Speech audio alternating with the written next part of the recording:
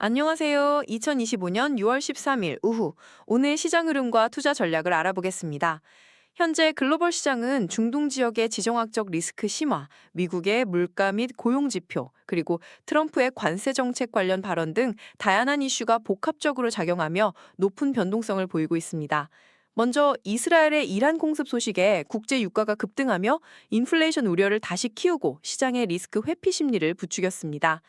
전면전보다는 국지적 충돌 가능성이 높다는 분석도 있지만 이란의 보복 가능성이 남아있어 유가 추가 상승과 시장 변동성 확대에 대한 우려가 지속되고 있습니다.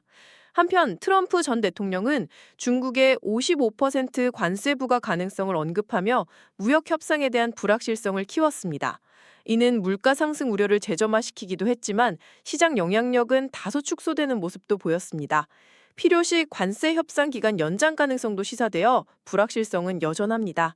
미국 물가지표는 5월 생산자 물가지수와 소비재 물가지수 모두 예상치를 하회하며 인플레이션 둔화 신호를 보였습니다. 이는 연준의 금리 인하 기대감을 높이는 요인인데요.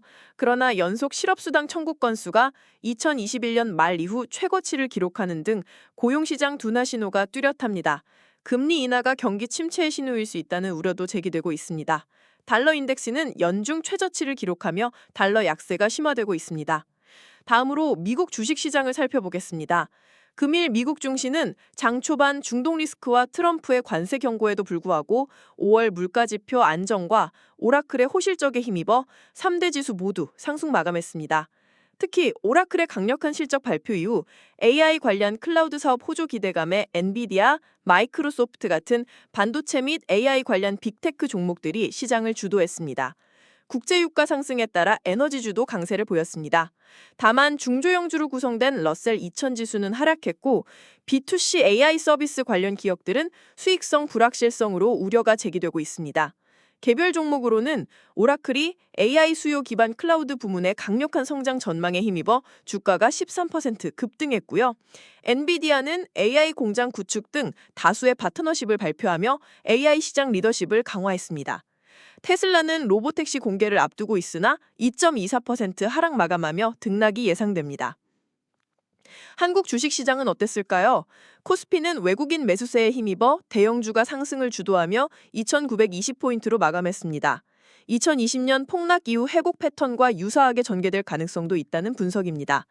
하지만 6월 13일에는 이스라엘의 이란 공습 소식에 코스피는 0.8%대, 코스닥은 2.6%대 하락하며 코스닥이 더 큰 충격을 받았습니다. 코스피 지수는 장중 2,900선 아래로 내려갔지만 막판 저점 매수세 유입으로 낙폭을 줄였습니다. 코스피 2,880선 이하에서 지지선 역할을 하는 것이 향후 상승 사이클 유지에 중요한 것으로 분석됩니다. 외국인 투자자들은 코스피에선 매수세를 유지했지만 코스닥에서는 매도하며 대형주 중심의 매도세를 보였습니다. 삼성전자는 HBM3 퀄 테스트와 HBM4 개발 진도 부진 소식에 2% 하락했지만 하이닉스는 외국인 순매수가 있었습니다. 중동 리스크로 인해 흥하해운, 대한해운 등 해운주와 LIG 넥스원, 한국항공우주 등 방산주가 강세를 보였습니다. 한국 증시에서는 상법 개정을 통해 소액주주 친화적인 이사회 구성을 유도하려는 움직임도 주목할 만합니다. 마지막으로 암호화폐 시장입니다. 비트코인과 이더리움 등 주요 코인들은 중동 지역의 지정학적 리스크 심화로 전반적인 투자 심리가 위축되며 하락세를 보였습니다. 안전자산 선호 심리가 강화되면서 위험 자산인 암호화폐에서는 자금 이탈이 나타나는 경향을 보였습니다. 현재 시장은 글로벌 불확실성이 증대되어 암호화폐 투자 심리가 위축된 상태입니다. 그럼 현재 시장 상황에서 투자 전략을 어떻게 세워야 할까요? 미국 증시에서는 AI 관련 빅테크 종목들을 단기 조정 시 매수 기회로 삼는 전략이 유효합니다. 오라클, 엔비디아, 마이크로소프트 등이 해당됩니다. 또한 국제 유가 상승세가 지속될 가능성이 높아 에너지주도 주목할 만합니다. 반면 엔비디아는 143달러에서 150달러 사이의 강력한 저항 구간 돌파 여부를 확인 후 진입을 고려해야 합니다. 테슬라는 300달러 지지 여부를 확인하고 B2C AI 서비스 관련 기업이나 스타벅스는 수익성 불확실성과 경쟁 심화 우려로 당분간 관망하는 것이 좋습니다. 한국 증시에서는 외국인 매수세가 집중되는 대형주와 상법 개정 등 구조적 변화의 수혜가 예상되는 지주사, 금융주에 관심을 가질 수 있습니다. 중동 리스크로 인한 해운주, 곡물주, 방산주도 단기적인 수혜가 예상됩니다. 다만 코스닥 중소형주는 대형주 대비 약세를 보이고 있어 고객 예탁금 증가 추세 전환을 기다리는 것이 좋겠습니다. 삼성전자는 HBM 관련 이슈를 주시하며 신중하게 접근해야 합니다.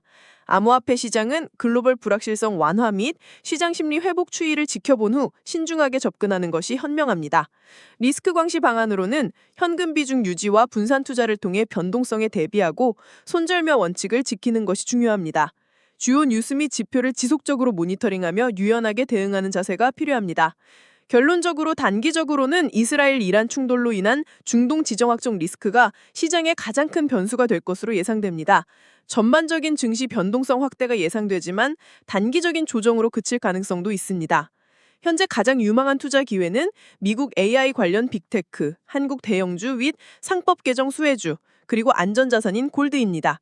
하지만 중동 지정학적 리스크 확대, 트럼프의 관세 정책 불확실성, 미국 고용시장 둔화와 금리 인하의 경기 침체 신호에 대해서는 주의 깊게 살펴봐야 합니다. 오늘 드린 말씀은 AI가 작성한 내용으로 투자 추천이 아닌 참고용이란 점 다시 한번 말씀드립니다. 오늘 내용이 도움이 되셨다면 구독과 좋아요, 알림 설정까지 부탁드립니다.